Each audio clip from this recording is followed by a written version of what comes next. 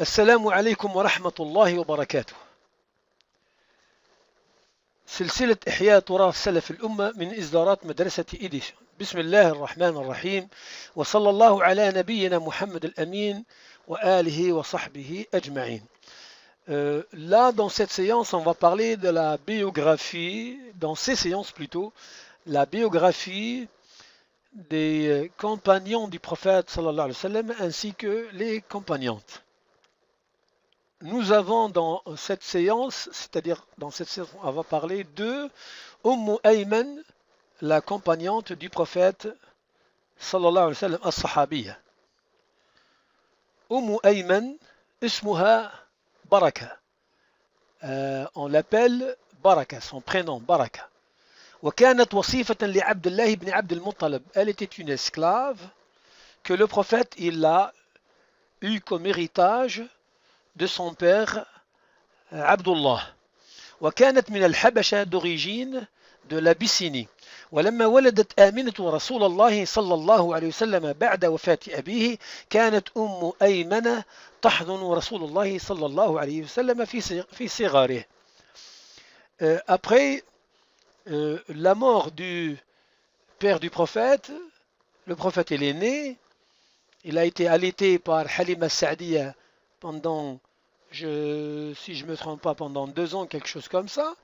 Puis Halima Sa'diya l'a rendu à son père, puisqu'elle en avait vu, plutôt informé par ses frères de lait dans la campagne que 2 hommes sont venus prendre le prophète Muhammad sallallahu alayhi wa sallam. Ces 2 anges qui sont en forme d'homme ont pris ce petit, ils l'ont ramené loin, et après ils ont ouvert la poitrine de Muhammad sallallahu alayhi wa sallam, ils l'ont lavé, après ils l'ont fermé, c'est-à-dire en mettant la main sur la poitrine du prophète sallallahu alayhi wa sallam, c'est soudé.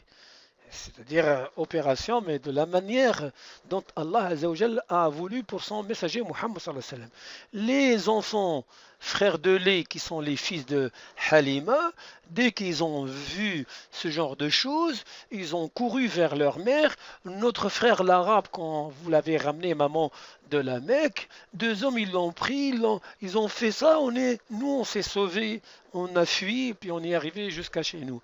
La mère qui a allaité la nourrice, première de Nabi sallallahu alayhi wa sallam, elle a trouvé que le petit Mohammed, il vient en marchant doucement. Qu'est-ce qui vous arrive, petit? Et puis en fin de compte, il a raconté un petit peu. Après, à la peur, la saison, là où on ramène les enfants pour qu'ils se rendent chez leurs parents les rendre visite, Halima elle a refusé de le reprendre une 2e fois. Donc, il est resté chez sa maman. Quelle est la personne qui va s'occuper de lui? Elle s'occupe de lui, notre compagnante qui s'appelle, qu'elle est nommée Baraka, qu'elle était une esclave du père du prophète. Quand le prophète, son père, il est mort, elle est restée dans l'héritage de la famille. Et elle commence à s'occuper du prophète sallallahu alayhi wa sallam. Le jour où Amina elle a pris son enfant Mohammed et la domestique comment s'appelle Ayman, ils ont rendu visite leur famille de la Mecque à la Médine, à peu près à 500 km environ. Marcher avec les moyens de l'époque, les véhicules de l'époque, c'est les chameaux et les ânes, etc. et tout. Et après, une fois ils ont rendu visite la famille, en chemin de retour, la maman de prophète sallallahu alayhi wa sallam, elle est morte. Qui c'est qui va s'occuper de cet enfant pour le ramener? Elle est morte fil Abwa. Un lieu s'appelle Abwa. Après, la domestique de la mère et celle du prophète, en vérité, puisqu'elle est restée dans son héritage, elle l'a ramené, le petit Muhammad sallallahu alayhi wa sallam, à Quraysh, c'est-à-dire chez ses oncles. Là-bas, elle a trouvé son grand-père, elle lui a dit, la maman, elle est morte, et elle a ramené le prophète jusqu'à ce qu'ils sont arrivés à la Mecque. Arrivant à la Mecque, le grand-père, il a pris son petit-fils Muhammad sallallahu alayhi wa sallam, il s'est occupé de lui comme vous le connaissez jusqu'à l'âge de de 12 ans, l'oncle, le grand-père, il est mort. Il a confié la responsabilité, veiller sur mon petit-fils à Abu Talib. Et Abu Talib, il est resté avec le Nabi sallallahu alayhi wa sallam jusqu'à ce que le prophète il a 40 ans. Et après la prophétie, 10 ans après, et quelque chose comme ça, que Abu Talib il est mort. Donc, revenons à notre fameuse Ayman, la domestique du prophète sallallahu alayhi wa sallam. Quand le prophète il a grandi et commence à être jeune, grand et tout, il a, il a libéré, franchi, Ayman, elle est devenue femme libre. Et puis, comme vous connaissez l'histoire, comment Nabi sallallahu alayhi wa sallam, il a fait un voyage une ou deux fois pour faire un voyage de commerce, puisque son oncle, il est un état pauvre, etc. Et tout, il l'a aidé par deux voyages.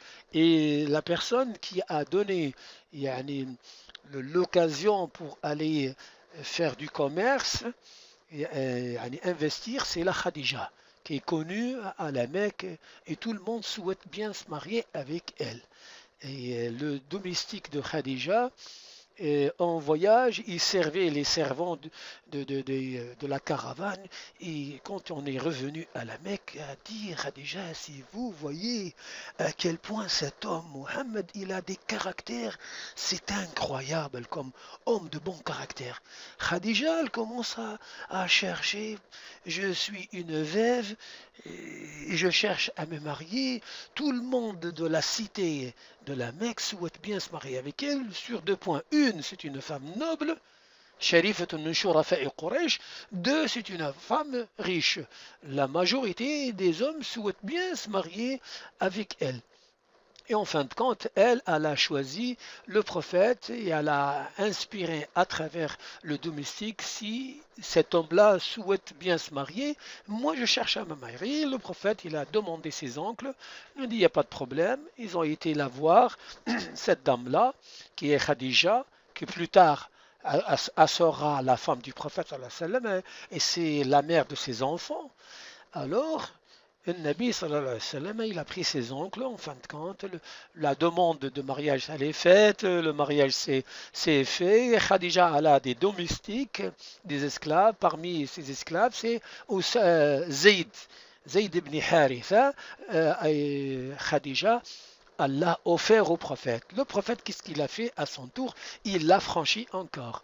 Et après, le Nabi sallallahu alayhi wa sallam, il a fait marier l'esclave qui était franchie par le prophète, qu'elle était un héritage de la part de son père, avec l'esclave que Allah a libéré, Khadija, qui est Zayd. Il les a fait, le prophète, marier ensemble une fois, tous les deux sont libres. Après, ce couple-là a donné Oussama ibn Zayd, que le prophète aime bien cette femme qu'elle a élevée, Nabi sallallahu alayhi wa sallam, après la mort de sa maman. Il aime bien Zayd qui l'a soutenu en première période de la da'wa et il aime bien l'enfant qui vient de ce couple-là qu'on l'appelle Oussama. Et de là on l'appelle Hibbi Rasulillah sallallahu alayhi wa sallam. C'est-à-dire la personne que le prophète penche beaucoup envers lui. Il aime ses parents qui est Zayd plus Ayman et cet enfant est issu de ce mariage. Donc, كانت أيمن تحضن رسول الله صلى الله عليه وسلم. Elle veille sur le prophète, c'est la nourrice. Quand le prophète il est devenu grand, il l'a franchi. فأعتقها. ولما تزوج رسول الله صلى الله عليه وسلم خديجة أهدت إليه زيد, comme je vous ai raconté. Et puis après, le Nabi صلى الله عليه وسلم, il l'a franchi, puis il a fait marier les deux ensemble. فزوج النبي صلى الله عليه وسلم أيمن إلى زيد فأنجبت له أسامة. وكانت امرأة notre هذه صحابية, elle était une femme de bonne foi, de bon comportement, une femme pieuse, صالحة. وكانت ممن هاجر إلى المدينة. Elle était parmi les personnes qui ont fait l'immigration de la Mecque vers la Médine. وكانت هجرتها في شدة حر تهامة.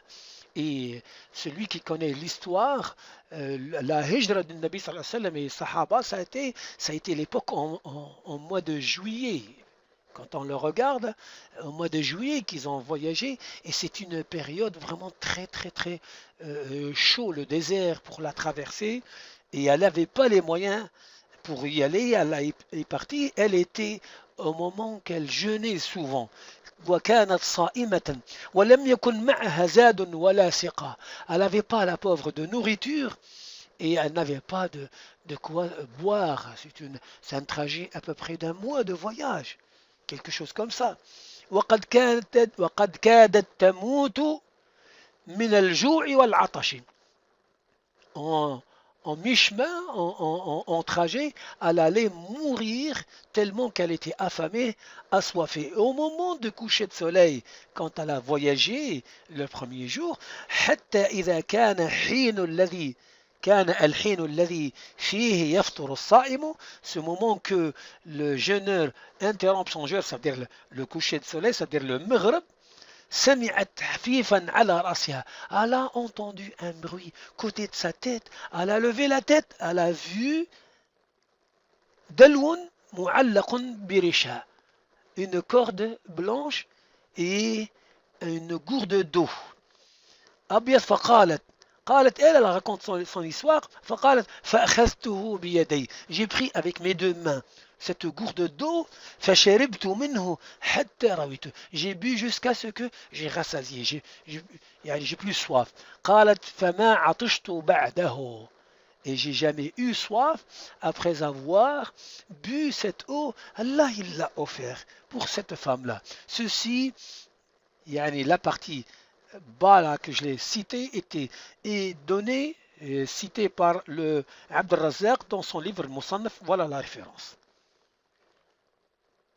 أيمن هذه الصحابية elle vit vraiment en parallèle avec le Nabi sallallahu alayhi wa sallam, puisqu'elle l'a élevé depuis qu'il est petit. Elle l'aime beaucoup. Quand le prophète, elle le voit triste, elle sent tout de suite la tristesse. Quand elle voit le prophète est joyeux et content, elle aussi. De là, nous avons une information dite ici dans le Musnad de l'imam Ahmed. لما ماتت إحدى بنات رسول الله صلى الله عليه وسلم. Il paraît que peut-être c'est la petite fille du prophète صلى الله عليه وسلم, Umayma. فلما ماتت أو إحدى بناته دمعت عيناه صلى الله عليه وسلم. Le prophète, les larmes commencent à couler de ses yeux. Ayman, elle a vu le prophète pleurer, plutôt les larmes couler de ses yeux. فبكت Ayman, elle commence à pleurer, puisque si le prophète est triste pour elle, et elle aussi, automatiquement. Alors فقيل لها, on l'a dit, vous pleurez devant un Nabi صلى الله عليه وسلم. أتبكين عند رسول الله صلى الله عليه وسلم. فقالت ألا أبكي ورسول الله صلى الله عليه وسلم يبكي. Comment pensez-vous, le prophète est touché et moi non? Et puis elle commence à pleurer. Après le Nabi صلى الله عليه وسلم, il a dit, moi en vérité c'est les larmes qui coulent, mais une personne croyante, quand l'âme elle sort de son corps, بين جنبيه وهو يحمد الله عز وجل, il remercie Allah toujours. Voyons aussi, Ayman, nous avons une information rapportée par l'écrivain du hadith Muslim dans son livre Sahih, d'après Anas ibn Malik, radiyallahu anhu, un compagnon du prophète. Il était aussi domestique, mais ce n'est pas un esclave. Celui-ci que sa mère l'a offert au Muhammad sallallahu alayhi wa sallam. Anas ibn Malik, wa ma adraka ma Anas. Anas nous rapporte que قال أبو بكر رضي الله عنه بعد وفاة النبي صلى الله عليه وسلم لعمر انطلق بنا إلى أم أيمن نزورها كما كان رسول الله صلى الله عليه وسلم يزورها. Le prophète il est mort, Abu Bakr il est gouverneur, c'est le calife, c'est le seul d'ailleurs qu'on l'appelle le calife, le reste on l'appelle Amir al-Mu'minin. Abu Bakr il s'est rendu compte, il dit mince, alors d'habitude le prophète il rend visite à Ayman. C'est une femme âgée, on va la rendre visite. Comme le prophète, il rend visite, il l'aide un petit peu, puisqu'elle a vieilli. Ah ben, ils sont partis tous les deux, Abu Bakr radiyallahu ta'ala anhu, le calife, ainsi que son ministre Omar. فلما انتهيا قال فلما انتهينا إليها بكت. Il a dit, quand Abu Bakr Omar, il dit, quand on est arrivé, elle commence à pleurer. فقال لها Anas, il nous raconte, il a dit, on a été, certainement Anas est parti avec eux, c'est lui qui raconte l'histoire, il a dit, quand ils sont arrivés tous deux, Abu Bakr ainsi que Omar, à la maison de Ayman, elle les a vus, elle commence à pleurer.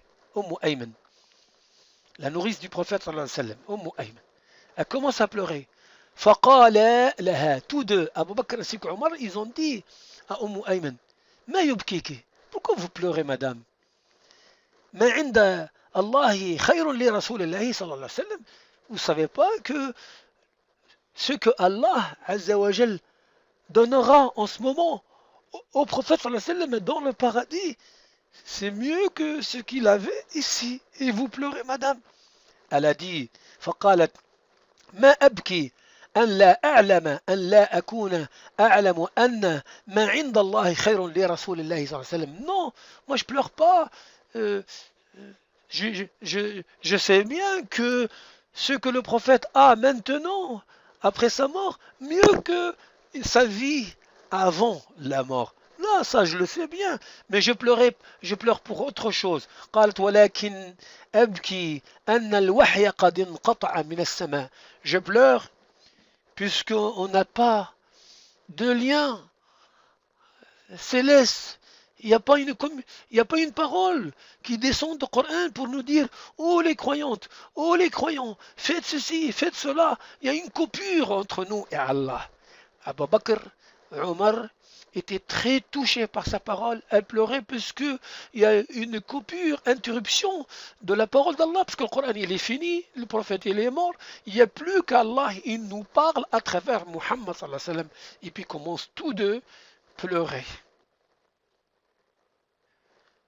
Nous voyons aussi que Ayman, elle aime bien la famille du prophète sallallahu alayhi wa sallam. Et nous tous, nous devons aimer un Nabi, nous devons aimer sa famille, croyant, bien sûr, bien entendu. وكان من شأن أيمن أنها دخلت ذات يوم على فاطمة بنت النبي صلى الله عليه وسلم بعد وفاة أبيها. Un jour, Ayman est rentrée chez la maison de Fatima, parce que le prophète il a fait marier sa fille Fatima à Ali. Un jour, elle est rentrée dans la maison de Fatima, Ayman, بعد وفاة النبي صلى الله عليه وسلم, après la mort du prophète صلى الله عليه وسلم. وكان النبي صلى الله عليه وسلم قد زوجها لابن عمه علي ابن أبي طالب. Et que le prophète on a dit qu'il l'a fait marier à Fatima à Ali. فرأت فيها شيئا كرهته. Elle est rentrée, elle a vu quelque chose. Fatima متغيرة. Fatima, elle a le visage un peu triste. Qu'est-ce qu'il y a Fatima? Dites-moi. ما لك؟ فلم تخبرها. Fatima n'a pas informé Ayman sur son état de tristesse, un peu quoi. تغيرت. قالت ما لك فوالله ما كان أبوك يكتمني شيئا. Écoutez, dites-moi, vous imaginez, votre père qui est le meilleur que toute l'humanité, jamais il cache quelque chose sur moi. Il me dit, dites-moi, qu'est-ce que vous avez? Allez. فقالت جارية أعطوها أبا الحسن. C'est une femme, la femme comprend la femme.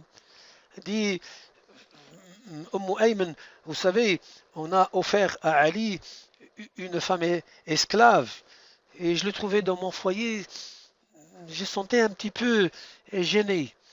Et elle sait, Ayman, elle est sortie de la maison.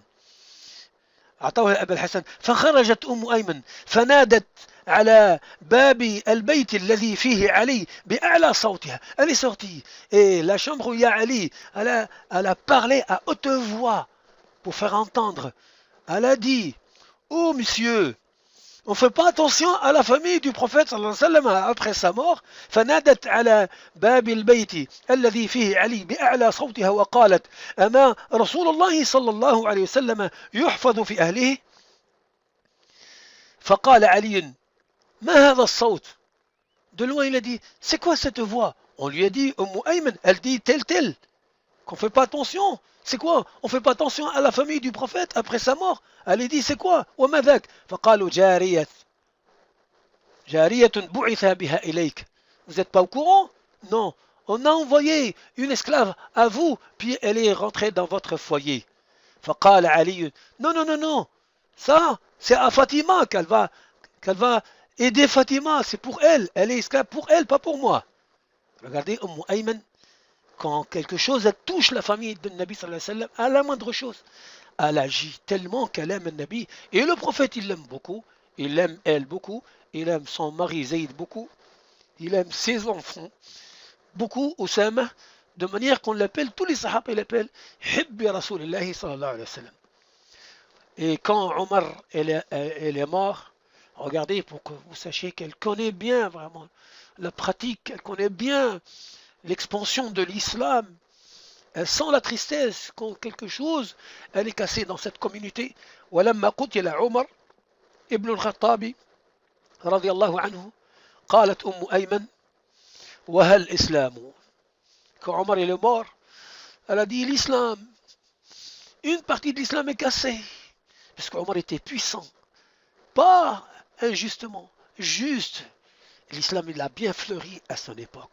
Ayman, elle a dit ça. Et Ayman, on dit qu'elle a vécu jusqu'à Zaman Uthman, radiyallahu anha wa an sahabati jami'a. On arrive à la fin. تم هذا العمل بحمد الله وحده لا شريك له والحمد لله رب العالمين وصلى الله على نبينا محمد وآله وسلم رضي الله عن الصحابة أجمعين وعمن تبعهم بإحسان يوم الدين. Et nous prions Allah Azza wa Jal qu'Allah nous ressuscite Yawm al-Qiyamah avec ce que nous aimons, c'est le prophète ainsi que ses compagnons.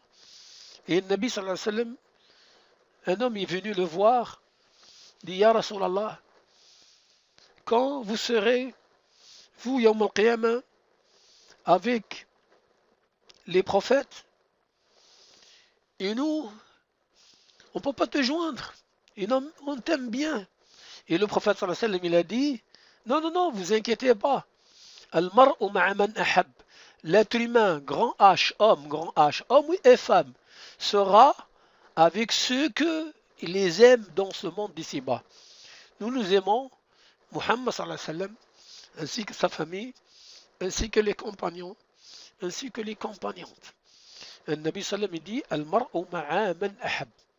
Et de là, tous les compagnons, Bilal, Ibn Mas'ud, tous au moment de leur mort, ils disent, la famille commence à être triste, ils disent non, non, non, non, non, peu de temps, je vais rencontrer le prophète ainsi que ses compagnons. Radan alqal ahibba Muhammadan wa sahba.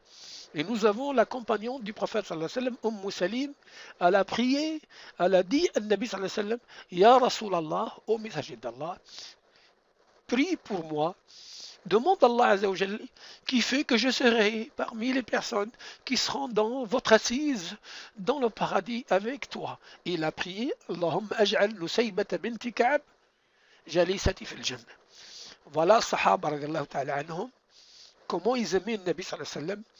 Et voilà, Allah Azza wa Jalla les a donné la gloire. Allah Azza wa Jalla أعزهم في هذه الحياة الدنيا ويكون معهم في الآخرة.